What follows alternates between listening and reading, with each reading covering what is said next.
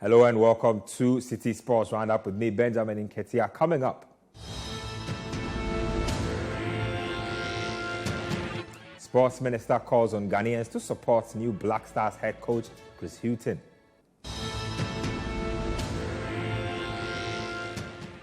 Also, Jordan Ayew dedicates 2 goals against Leeds United to former manager Patrick Vieira.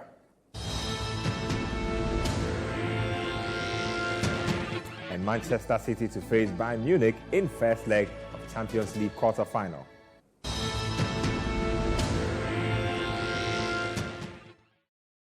Let's get to the details of our stories now.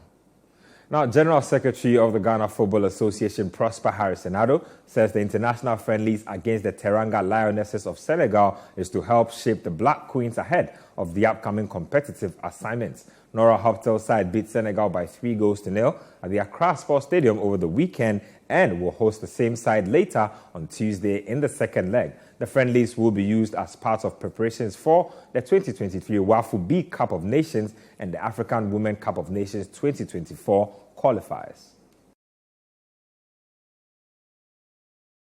With the other national teams as well, you will see the developmental plans coming to bear. The Queens, the senior women's national teams, have been utilizing the FIFA windows. So this current window, we engaged Algeria and they were ready to come. Unfortunately, at the last hour, they wrote to us that circumstances beyond their control will not allow them to come. Immediately, we triggered another negotiations with a number of countries. We are able to get Senegal. So Senegal are coming to town. We'll play 2 matches with them. And then we'll progress and see to it that the team will be in shape when the competitive matches come. Again, a lot of finances go into this. The way it works is that when you invite a team to come to your country, there are a few costs you pick up. And then currently we have a number of foreign players for the women's side, and so it also costs money to bring them into the country. But as we did in the friendlies, the friendly that we play against Benin, we invited some foreign players. Currently, there are a number of them in town now, in camp. So we need a fair balance. We would want to play every time there is the window, but you have to look at your resources too. So you put in buffers to make sure that you are comfortable on the financial side, and then you are comfortable on the technical side in terms of the development. Meanwhile, Black Queens head coach Nora Hoptel says her objective is to build a formidable team to compete for the WAFU Cup of Nations and the 2024 Women's Africa Cup of Nations in Morocco. Ghana missed out on last year's edition of the 2022 African Women's Cup of Nations held in Morocco under former coach Messi Tego Kwaku. Speaking after the victory against Senegal, Hoptel is optimistic of changing the narrative of the Black Queens. There are always a lot of challenges in Ghana to solve, no, isn't it? But we are positive, and this is our job to solve all these challenges. Of course, we have a lot of talks and the support of our leaders.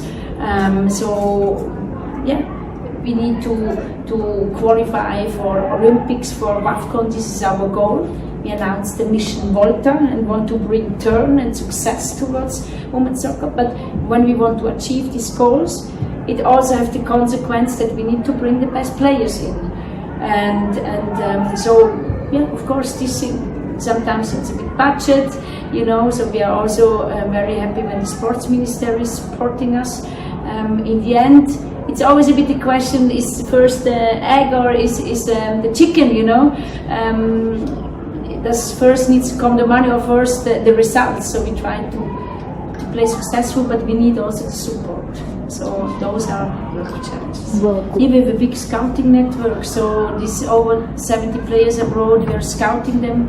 At the moment, of course, it's a lot of Y-Scout, instant data scouting, also video scouting, but I'm also flying out. I was in Turkey, for example, and in Istanbul, and Antalya, because sometimes you also need to watch them live, you know, and really judge, is it worth to bring her now in, or needs a bit more time?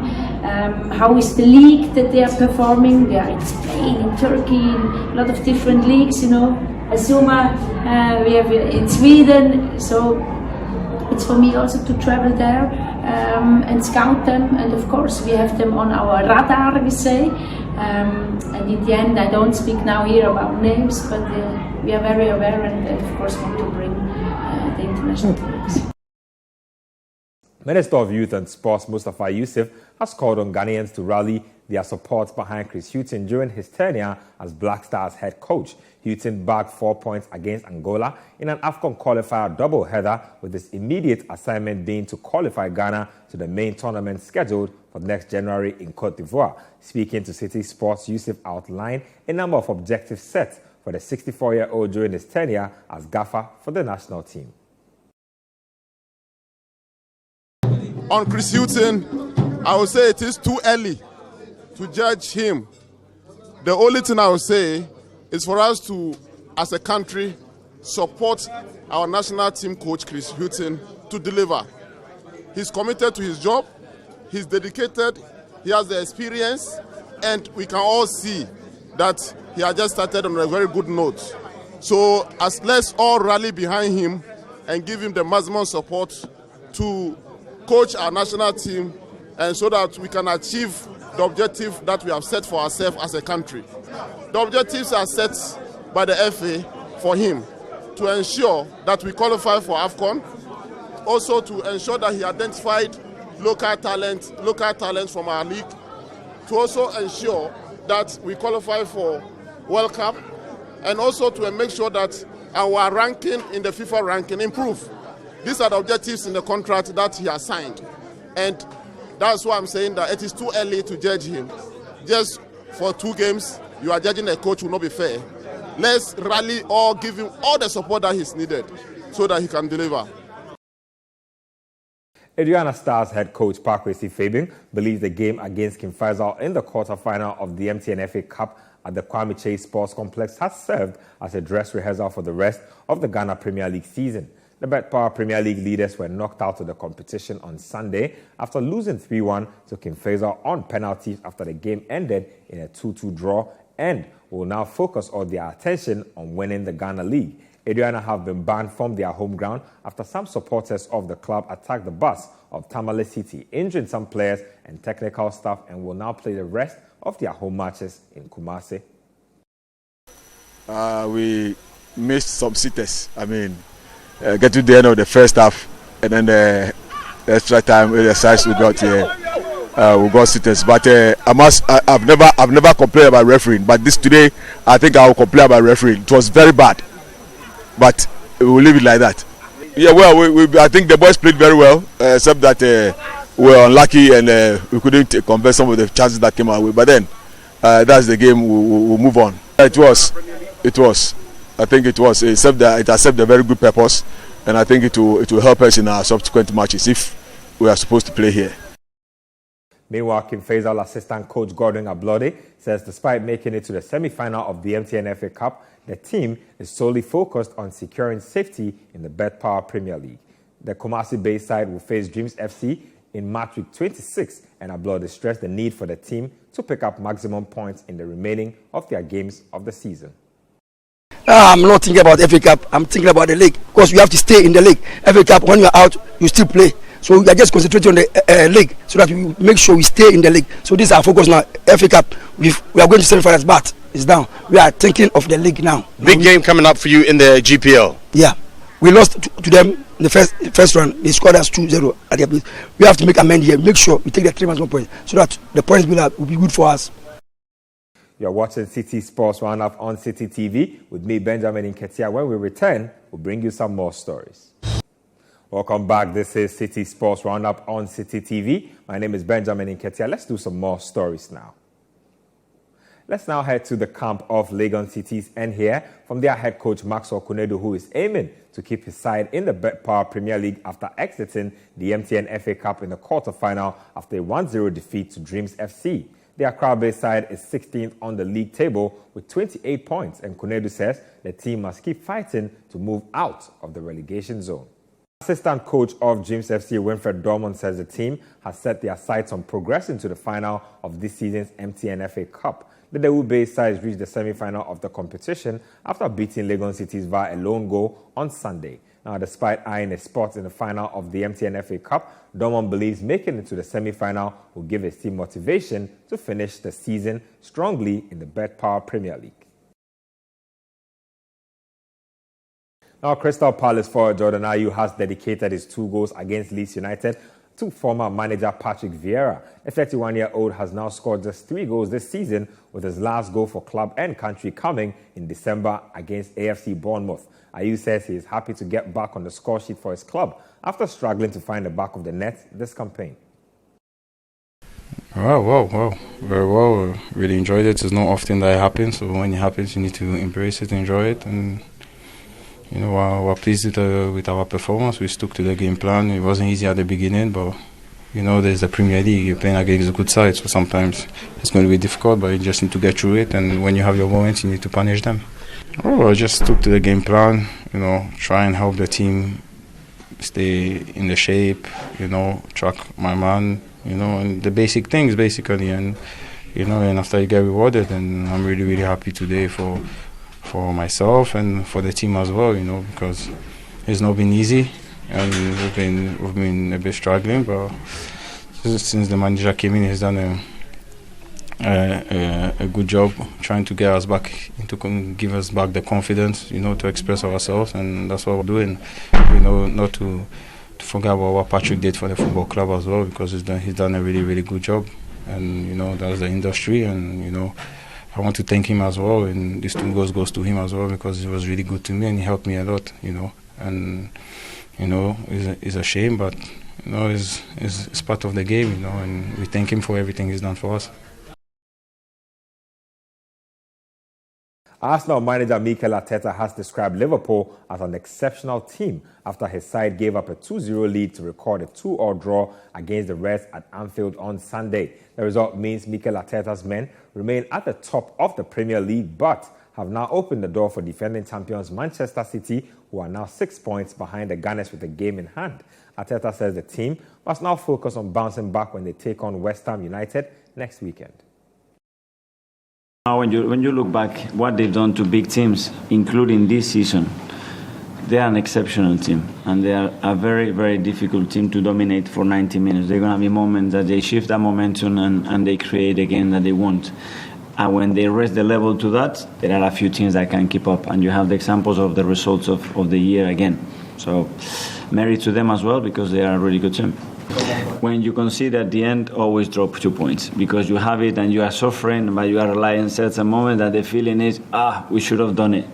But being fair to ourselves, they had 4 big chances that they could have scored and they missed the penalty. And we have to look ourselves in the mirror, and we should have done much better in the second half. Well, we've been responding for 31 games now. It's every single day is a test, and the test is now how good we're going to be on Monday, and how good we're going to prepare to beat West Ham and to play the way we want to win to beat West Ham. Liverpool manager Jurgen Klopp believes his side deserved to win the game against Arsenal after recording a dramatic 2-2 draw. Gabriel Martinelli and Gabriel Jesus gave Arsenal a 2-0 lead before Mohamed Salah pulled one back for the Reds just before the break. In the dramatic second half, Salah missed his second successive penalty when he shot wide before Roberto Firmino headed home Alexander-Arnold's cross with 3 minutes left. Despite recording a draw, Klopp says the performance against Arsenal is a step in the right direction. We had chances before we scored, so good moments, to be honest. Didn't use them, but then the goal was obviously the most helpful stuff in football, because then before halftime it's 2-1. I think everybody felt it. We can turn this game around, and that's what we actually did performance-wise. Result-wise, halfway. So the question I had in my mind when I walked in after the game was, how can we not win this game? But we didn't. So it's a point, and that's okay. And yeah, it's another step in the right direction, I would say. It's like the first time for a long time that we reacted really well we didn't fall apart, and that could have happened with everything what happened this year already. It was now, okay, 1-0, 2-0, and the next chance is 3-0, and it didn't happen. And because we were, we look better. We look more ready in these moments to fight back, and that's what we did. And second half, we should have turned the game completely around with the chances we had. And so at least the point is okay. This is the Citi Sports Roundup on Citi TV with me, Benjamin Nketiah. We'll take a break here. When we return, we'll bring you some more foreign stories. Thank you for staying with us on the Citi Sports Roundup. My name is Benjamin Nketiah. Let's get into some more foreign stories now. Now, interim Chelsea manager Frank Lampard says he did not expect to solve all of the team's problems in one day after his return to the hot seat ended in defeat at Wolves. Chelsea lost by 1-0 in Lampard's first game since his surprise appointment as caretaker manager 27 months after he was sacked from the role. The Blues failed to score for the third successive game as they suffered an 11th league defeat of the season. I think it's a big task. You're managing Chelsea Football Club. We know we're not in a position we want to be in, but there's always a reason for it. In reality of the league season, so I was aware of that, and I didn't expect to solve everything in one day. So at the same time, maybe a bit of it. I think it was a performance that, if I really analyse it and you want to win a Premier League game, I think you have to have more aggression in your game, more speed, more competitive duels that go your way rather than the opposition. That baseline of stuff is with a team that are fighting for their Premier League lives as such will always dictate the turning of the result of the game, regardless of the talent maybe on each side. So I think there was a little bit of that today.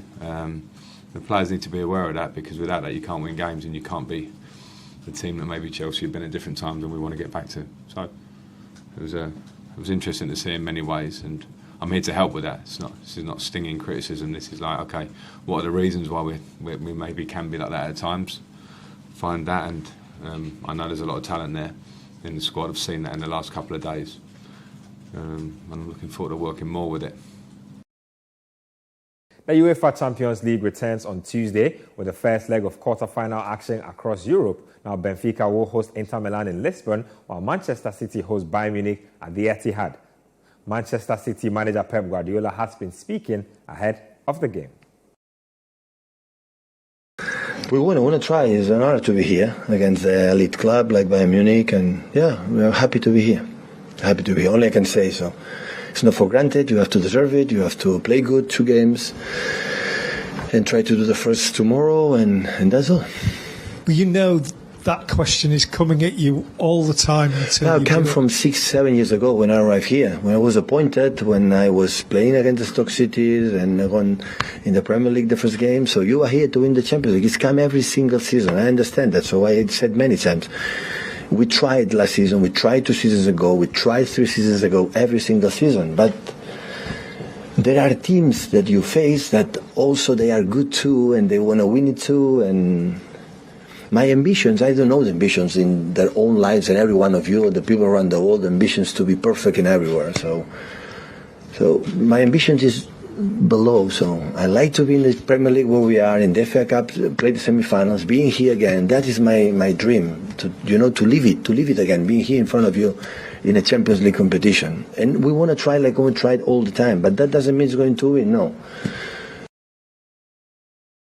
To some boxing now, and Ghanaian boxer Sena Agbeko has admitted he is surprised his WBA super middleweight fight against David Morrell has been slated as an undercard bout in the headline for Gervonta Davis and Ryan Garcia's fight on April 22 at the T-Mobile Arena in Las Vegas. The 31-year-old, who has 27 wins and 2 losses in his career, takes on the 25-year-old Southpaw Morrell from Cuba with his chance to win his first world title. Speaking in an exclusive interview with Citi Sports ahead of the fight, he added that training camp is going well in the lead-up to the bout. I'm not at all surprised that, about this fight. I don't think it was put together that fast. There has been talks of the fight earlier on this year. It's just nothing concrete.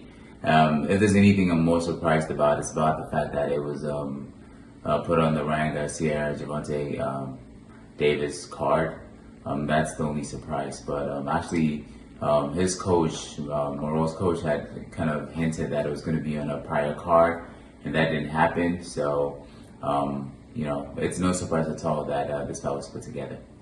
Camp ahead of this fight is going really, really well. I've added some reinforcements to my coaching staff to make sure that we have a world-class preparation. In addition to that, I've been doing some mental training as well, just to help me deal with the pressure of this fight. So I'm definitely very happy with our preparation and very confident that on April 22nd, we will be victorious. Let's do some UFC now, and Israel Adesanya reclaimed his middleweight title from longtime bitter rival Alex Pereira with his spectacular knockout at UFC 287 in Miami, Florida. With his back against the cage in round 2, the 33-year-old Adesanya unleashed 2 crashing right hands to send the 35-year-old Pereira to the canvas. The victory avenges 3 previous defeats for Adesanya against Pereira. If I didn't know me, I wouldn't believe in me. Fuck, this guy already beat this guy 3 times. Oh my God, how's he gonna do it? And I told you, I'm locked in. I'm coming for the kill. I'm hunting. So I did that. And I just wanted to show people the power of the human mind, the human spirit. What you can do no matter what, no matter through adversity, you never stay down. Wasn't it Rocky? Even Mike Angle was playing Rocky 1, 2, 3, 4, 5, 6, 7 in the house all week. So I know you get knocked down 7 times, get back up 8. For some reason. That's human. I guess that's the human animal. It normally happens, but I just know myself. You know yourself. If you know yourself, no one else can tell you who you are. So I'm able to shut that out real quick. Most people just can't do that. They let that negative self-talk sit in there and starts to weigh down on them. But I've been through too much in my life to be able to let this kind of thing weigh me down. To some basketball finally, and Los Angeles Lakers superstar LeBron James has called on his teammates to stay on edge as the team preps to play the Minnesota Timberwolves for a place in the NBA playoffs. Now, James said this after leading the Lakers to secure a 128-117 win over the Utah Jazz to secure a spot in the play-in tournament. Now, a win on Wednesday over Minnesota sends the Lakers into a 7-game playoff series against second seed, the Memphis Grizzlies. I mean, obviously it's different because, usually in postseason you have multiple days to prep for a team. But you literally have one day to prep and a half a day on game day, but you're kind of locked in on everything that needs to be done. But for us, it's just good that we don't have to travel. We travel a lot lately, so it's good that we get to stay here, but that doesn't make we shouldn't be comfortable. We got to stay on edge and get ready for the game. It's a challenge versus everybody, and Minnesota is no different. When you got guys like Cat Anthony Towns, Anthony Edwards, those guys can both go for 40 against you and put multiple pressure on you. You got a very cerebral, solid point guard in Mike Conley, who's been in multiple playoff games. So, listen, we know what we're getting ourselves into, but today we should enjoy the rest of the day with the family, enjoy Easter. But tomorrow when we come together, we got to be super duper locked in and laser sharp and focus on what needs to be done Tuesday night. That's all for today's edition of Citi Sports Roundup here on Citi TV. For more sports, log on to citisportsonline.com. My name is Benjamin Nketia, and many thanks for watching.